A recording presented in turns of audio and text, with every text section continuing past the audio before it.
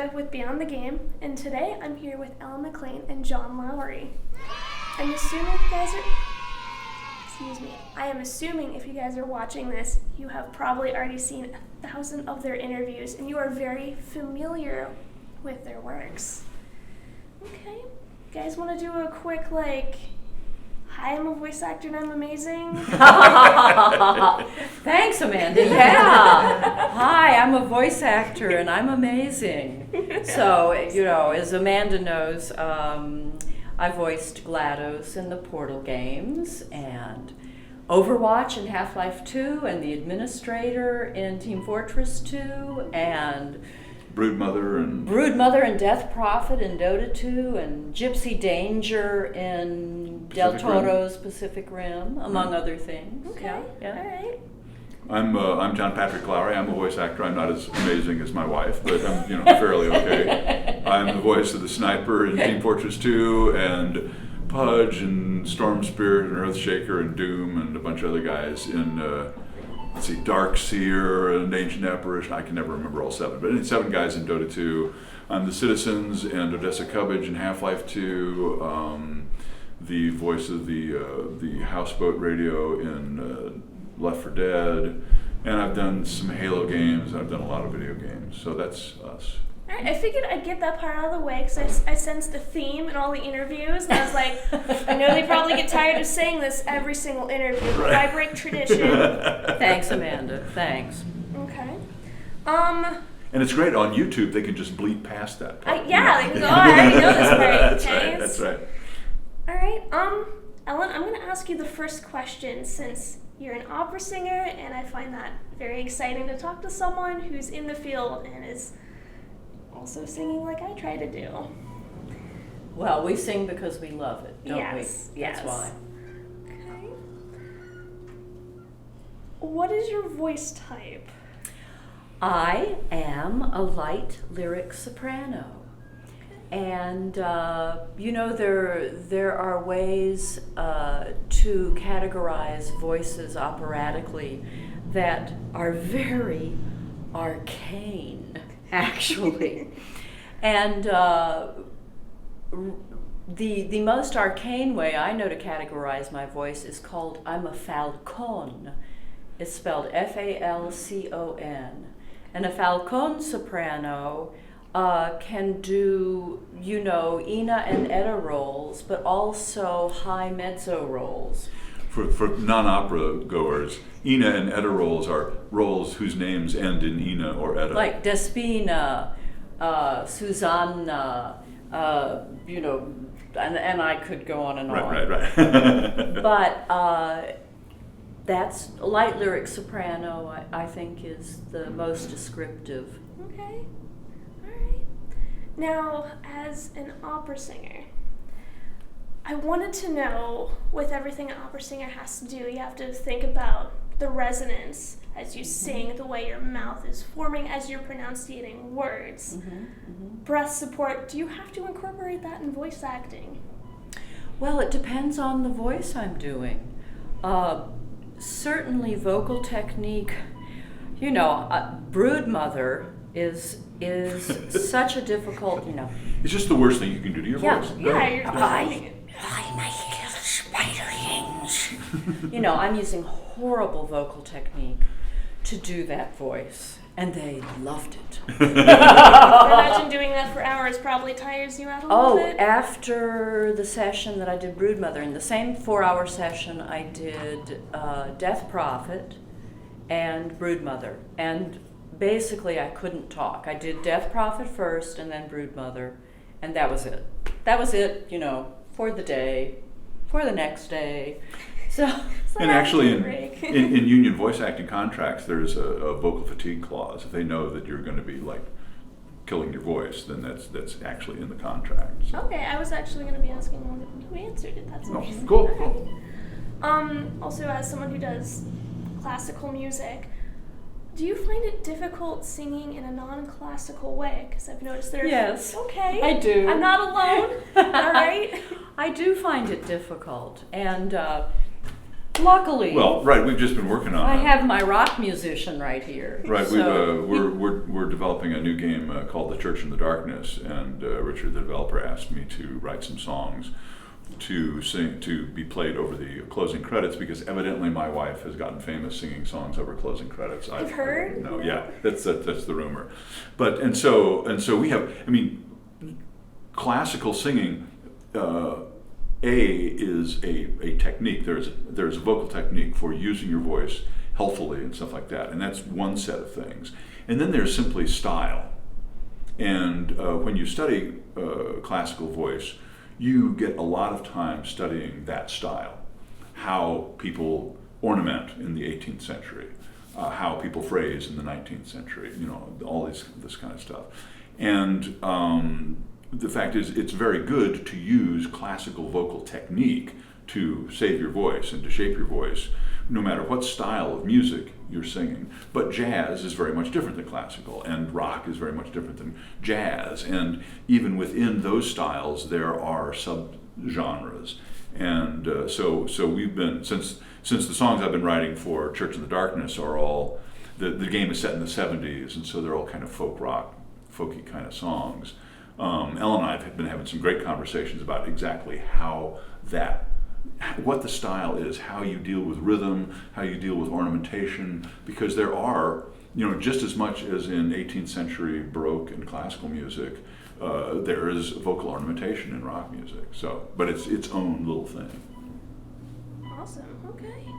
My final question for you, Ellen, is at what point in someone's vocal career as an opera singer do they get to call themselves an opera singer? well, I think it's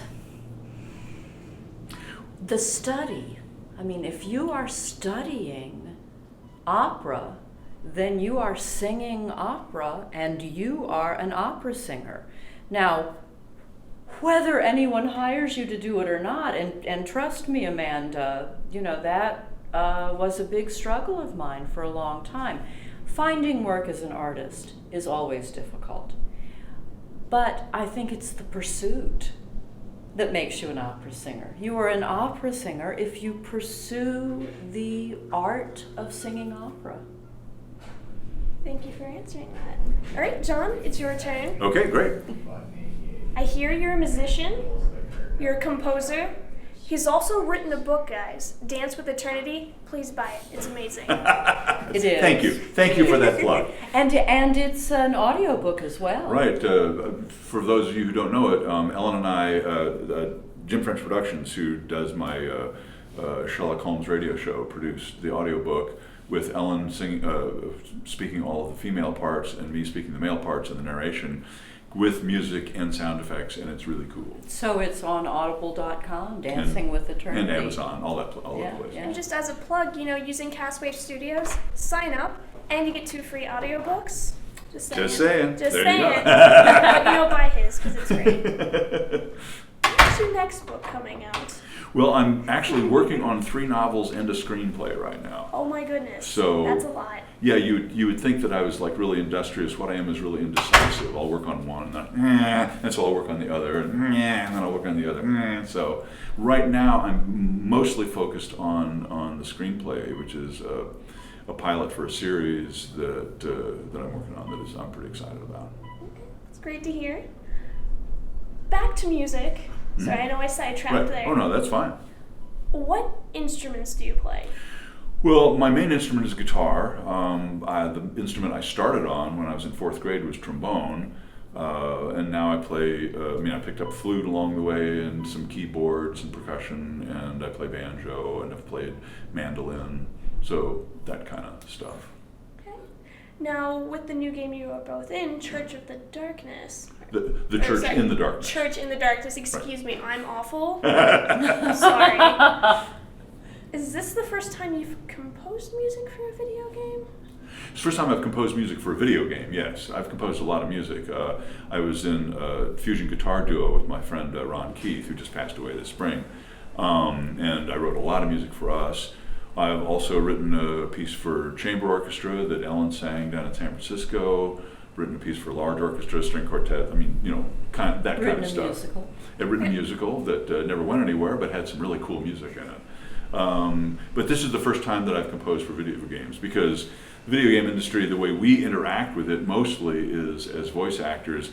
The reason that Richard asked me to write the songs is he was familiar with my music, and he also worked with me as a voice actor back in 2000 on The Suffering 1 and 2, which he was a writer on. So you get to work with them in a different caliber, so that must have been interesting. Was it difficult? No, it was a lot of fun for both Ellen and me, because since he knew me and worked with me before, he had this idea that he wanted to independently develop a game, as he said, that you couldn't develop at Microsoft.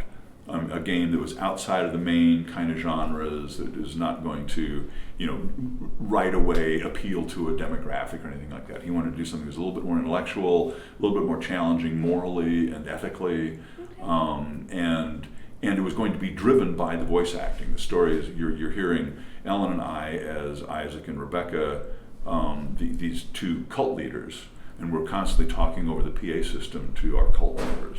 And the player's task is to rescue his nephew from this cult. But the task is more complex than that, because you don't really know if he needs rescuing. Yeah. You've received a letter from your sister saying, oh, my son is down in this cult and I'm worried about him. And so it's a game where you really need to do good police work. You can't just go in blasting everything, because there will be ethical consequences, moral consequences if you do. And so, you're really, as a detective, having to make split-second decisions as to whether or not to unholster your weapon and stuff like that, which I found very cool. And the other thing that I think we thought was so cool was that the voice acting itself is going to tell you what's going on in the cult, and it's going to be different every time you go into the game. That's awesome. It's like a psychological aspect. You're thinking about how they say things. That's probably yes, and right. And what they say. If they sound insane or not, if they sound like they're safe or not, if they sound like, oh, these people in this cult are pretty much happy and okay, or oh, there's a great danger that they might be, going to be going through something horrible. Okay. And as the player, you have to do your best not to cause the horrible thing to happen, and to, if you can, prevent anything horrible from happening and stuff like that. Now, I've asked your wife this, now I'm going to ask you this. What is your voice type? I'm really bad in being able to tell male voice types. Do you sing baritone? Well, I'm really a bass baritone. Baritone. Yeah, I have a nice semi-high range. I can go up to about a G, but I can go down to a low C, which is very, basso profundo area.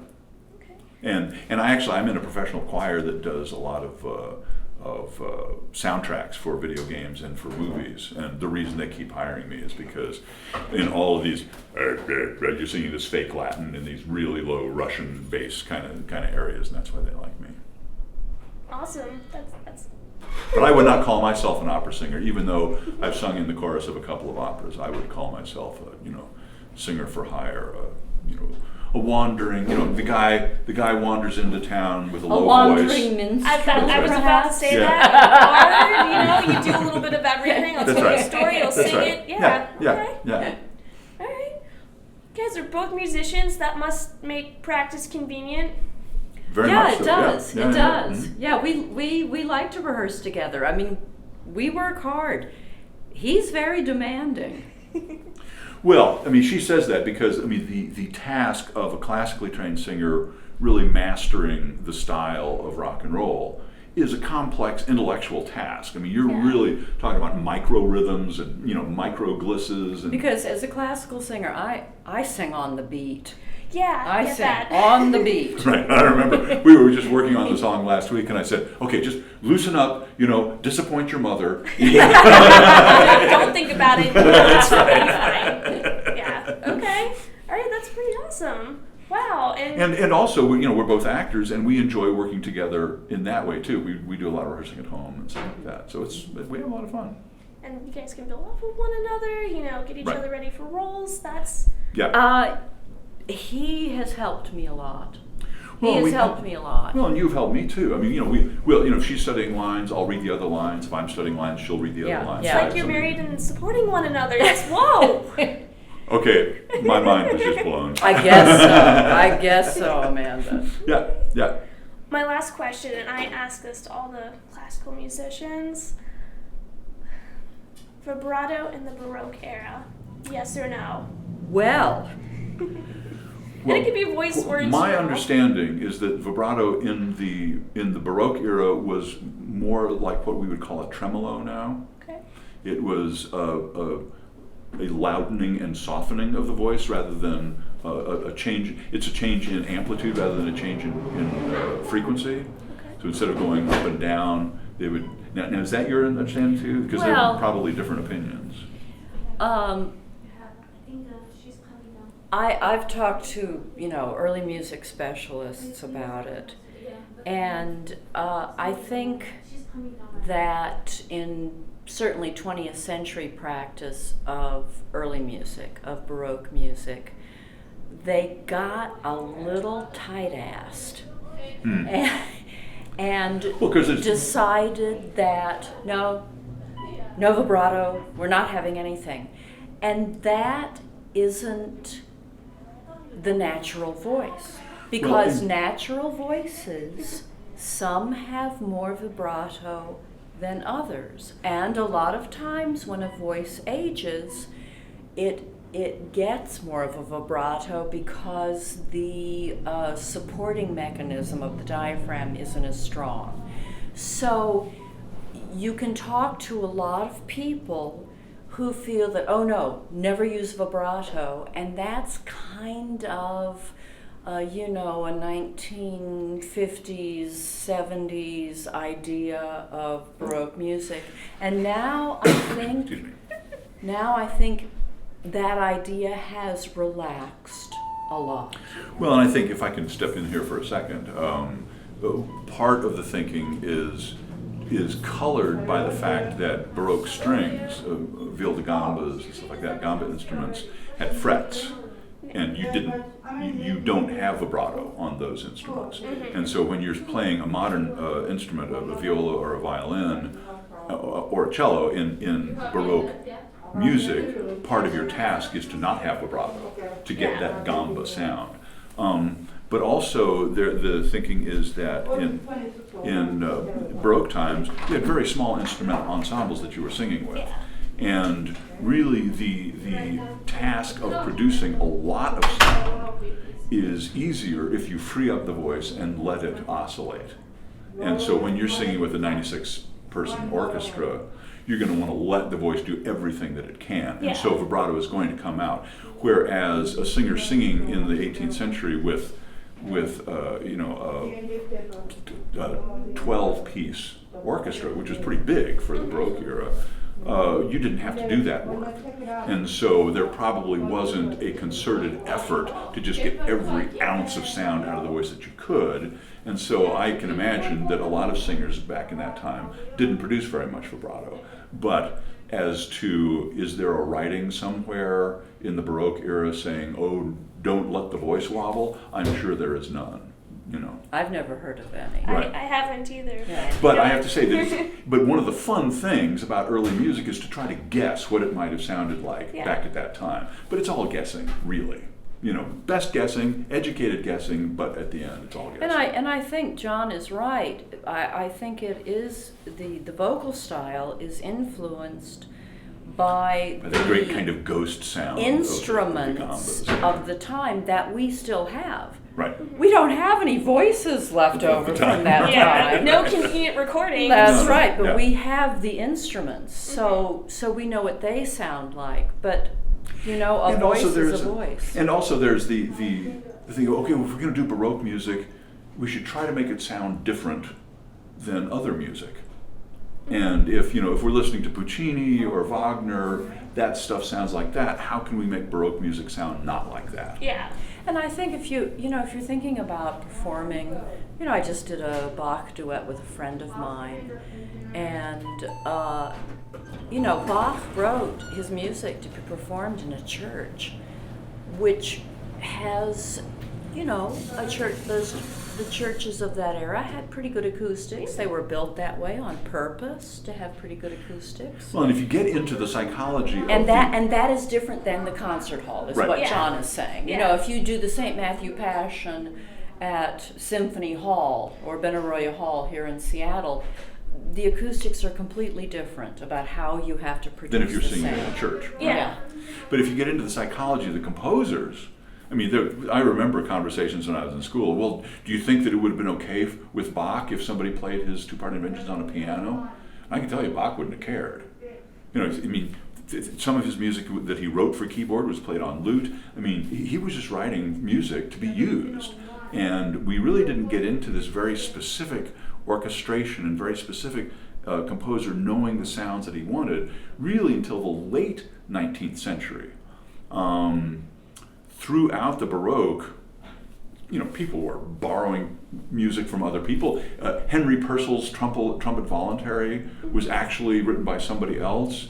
Henry Purcell never claimed to write it. The publisher who first published it thought it was written by Henry Purcell, and then everybody thought it was written by Henry Purcell, so it kept being called that, but it's actually written by somebody else. And also used Henry Purcell's name because Purcell was he was famous. Yeah. Right. Now people want to play that. And so. composers would borrow from themselves, and composers would just steal music from other people and stick it in their pieces.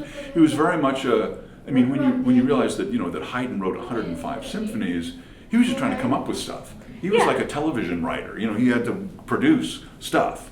And the idea of the composer as artist, as someone who communes with the muse and then passes it out to the lowly, unwashed audience, was something that Liszt and Wagner came up with in the middle of the 19th century. And this kind of reverence for what the artist wants didn't develop until then. Before then, we were just working stiffs that happened to write music, which I think is a much healthier way to approach it. Yeah, and we still are. Yeah, really. We are just working stiffs. That's right. Nobody communes with anybody. We're just kind of, this is what we do. Other people do stuff too. Everybody does something. Yeah. You know. Okay. Well, thank you very much for talking Well, it with was me great today. fun. It was great fun. Amanda, it's great to see you. Great to see you. It's great to see you too as well. And next time, maybe I'll be able to enunciate and use words. Well, I think that, you know, that hopefully you'll keep getting more and more nervous as you do these, so that, you know, you finally just implode in this massive nervousness, and then you'll be fine. No, he's always talking to me about that, you know, about being so nervous. He's always relax. That's right. So, but I think it's interesting that we're both classical singers, and okay, so we're a little bit uptight. Okay, that's all right. It's okay. That's right. Well, thanks for having us,